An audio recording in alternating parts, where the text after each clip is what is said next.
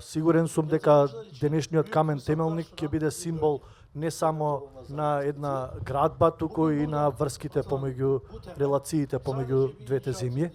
Имам голема верба дека оваа инвестиција ќе пружи, ќе придонесе, ќе даде голем придонес не само за локалната економија, туку и за регионален развој. Инвестицијата на компанијата Шахтер само во првата фаза ќе изнесува 25 милиони евра со 200 нови работни места, додека планот е инвестицијата да изнесува 50 милиони евра и бројот на вработени се планира да биде над 500. Овој проект, што не само што ја развива економијата, туку ја потврдува стабилноста и напредокот на нашата земја, со што ќе придонесе за зајакнување на македонската индустрија и извоз.